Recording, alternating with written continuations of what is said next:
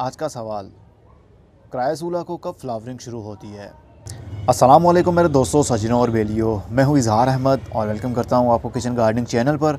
और उम्मीद भी रखता हूँ कि आप सब लोग खैरियत से होंगे, फिटफाट होंगे, अच्छे से कामों में खूब अच्छे से बिजी होंगे। क्रायसूला एक सैक्युलेंट प्लांट है। इसकी काफ़ी सारी इस दुनिया में स्पीशीज़ मतलब नस्लें पाई जाती हैं। हर नस्ल को फूल नहीं लगते। जिस तरह जेट प्लांट ये भी क्रायसूला फैमिली से है, मतलब पत्थर चटकी ही एक नस्ल से है। इसको भी फुल धूप अच्छी लगती है और 12 महीने ग्रोथ करता है, लेकिन इसको फूल नहीं लगते। और एक क्रायसूला का पौधा ये है जिसको फूल लगते हैं लाल रंग के। इसमें काफ़ी सारे कलर्स भी पाए जाते हैं। किसी को पिंक फूल लगते हैं, किसी को ऑरेंज और किसी को रेड। इस वाले पौधे को मतलब क्रायसूला को रेड वाले फूल लगते हैं।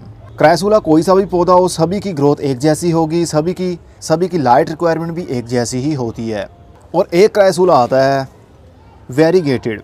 इसके पत्तों में 2 शेड पाए जाते हैं आमतौर पर। बीच में से ये ग्रीन होता है और इसके एजेस मतलब किनारे इसके वाइट कलर के होते हैं। लेकिन जैसे ही इसको फुल धूप मिलती है, कुछ ही दिनों में इसके एजेस एरिया का कलर चेंज होने लगता है, मतलब लाली सी आने लगती है। लाल लाल रंग के एजेस एरिया किनारे हो जाते हैं। ये भी 12 महीने ही ग्रोथ करता है। ये वो मैं दिखा रहा हूँ आपको जो कि कॉमन आपको हर नर्सरी से आसानी से मिल जाते हैं 12 महीने ही। लेकिन ज़्यादातर आपको मिलेंगे बाहर के दिनों में, क्योंकि बाहर के दिनों में इसको फ्लावरिंग हो रही होती है।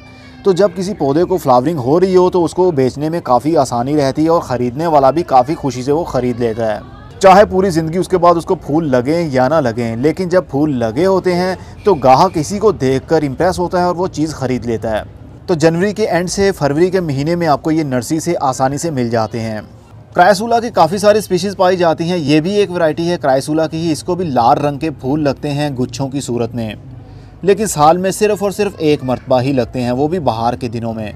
बाकी पूरा साल इसकी ग्रोथ होती रहती है। चाहे तो इनको पत्तों से ग्रो करें, चाहे तो इनकी स्टेम छोटी सी टहनी काट के मिट्टी के अंदर लगा दे, तब भी इनकी ग्रोथ शुरू हो जाती है।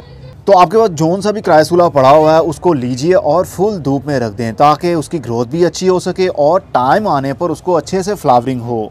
फ्लावरिंग का इसका टाइम शुरू होगा जनवरी के मिड से लेकर मार्च के महीने तक इसको फ्लावरिंग स्टिल होती रहेगी। और एक पौधे को बंच की सूरत में फूल लगते हैं। छोटे छोटे से कितने सारे ही गुच्छों की सूरत में फूल लगे होते हैं एक पौधे को। लेकिन इसके फूलों में से खुशबू नहीं आती, लेकिन ये फूल जल्दी गिरते नहीं, मतलब पौधों के साथ लगे रहते हैं कई हफ्तों तक। आहिस्ता आहिस्ता वो ड्राई होते हैं, उसके बाद में गिर जाते हैं। समटाइम तो फूलों के अंदर से बीज बन जाते हैं और समटाइम नहीं बन पाते। अब आप सोच रहे होंगे कौन से क्रायसूला को फूल लगते हैं, तो ये आपको देखने की ज़रूरत नहीं है। जैसे जैसे आपके पास पौधे आते जाएंगे आपको एक्सपीरियंस होता जाएगा, पत्तों की शेप से आपको पता चल जाएगा और देखकर ही दूर से पता चल जाएगा इसकी स्टेम्स किस अंदाज में ग्रोथ कर रही हैं। क्या उस पौधे को फुल धूप अच्छी लगती है या नहीं लगती, ये आहिस्ता आहिस्ता आपको समझ लग जाएगी जैसे जैसे आपके पास वो वाले पौधे आते जाएंगे। एक क्रायसूला ऐसा भी है जिसको फूल नहीं लगते, उसको जेट प्लांट भी कहा जाता है, मनी प्लांट भी कहा जाता है उसको। मतलब वो पौधा आपके घर में हो तो आपके पास पैसे की कमी नहीं होगी, लेकिन वो हीट बर्दाश्त नहीं कर पाता। धूप में रखें, सर्दी की धूप उसको अच्छी लगेगी, गर्मी की धूप और हीट और ह्यूमिडिटी मतलब बारिशों वाले दिन जब नमी ज़्यादा होती है तो वो पौधा सर्वाइव नहीं कर पाता। तो क्रायसूला फैमिली बहुत ही बड़ी फैमिली है, इसलिए सबसे अच्छा यही है आप किसी नर्सरी पर जाइए, वहाँ पर क्रायसूला पूछ लीजिए कि कौन से फूल देने वाले क्रायसूलाज आपके पास पड़े हुए हैं। तो आप वो ले आइए और उनकी अच्छे से केयर कीजिए। इनकी ज़्यादा केयर करने की भी ज़रूरत नहीं पड़ती, ना तो खाद देने की ज़रूरत होती है।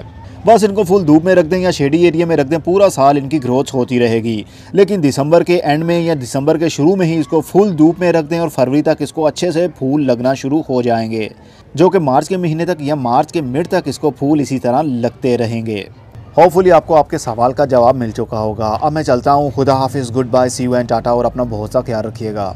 और हाँ, इसको बहुत ही कम पानी की ज़रूरत होती है। जब इसकी मिट्टी 50% खुश्क हो जाए उसके बाद में इसको थोड़ा सा पानी दें, क्योंकि ज़्यादा पानी देने की वजह से इसकी स्टेम्स, इसकी रूट्स गल जाती हैं। क्योंकि ये टिम्बर पौधा नहीं है, इसकी जो ब्रांचेस होती हैं वो लकड़ी नहीं बनती। ना इसकी कोई सा भी दुनिया में क्रायसूला आप लेंगे किसी की भी लकड़ी नहीं बनेगी, बल्कि सॉफ्ट सी नरम सी ब्रांचेस रहती हैं। 12 महीने इसी तरह ग्रोथ करते हैं वो, और उनकी कटाई टाइम टू टाइम करनी पड़ती है ताकि वो डी शेप ना हो। जब पौधा बहुत ज़्यादा बड़ा हो जाता है तो उसके पत्तों की और उसकी ब्रांचेस का इतना वेट होता है कि वो बर्दाश्त नहीं कर पाती, जिस वजह से वो एक साइड पर झुक कर गिरना शुरू हो जाते हैं। इसलिए इनको खड़ा रखने के लिए स्टैंड रहें, टाइम टू टाइम इनकी प्रूनिंग करते रहें, ताकि इनकी ब्रांचेस भी मोटी होती रहें और ज़्यादा टॉल होने की वजह से वो एक साइड पर झुके नहीं। इस तरह आपके पास कितने सारे कटिंग के थ्रू भी पौधे हो सकते हैं। क्रायसूला की कटिंग के ऊपर पिछले साल की मेरी काफ़ी वीडियोस मौजूद हैं। इनके पत्तों के थ्रू भी आप ग्रोथ शुरू करवा सकते हैं और कटिंग के थ्रू भी, मतलब टहनी से भी।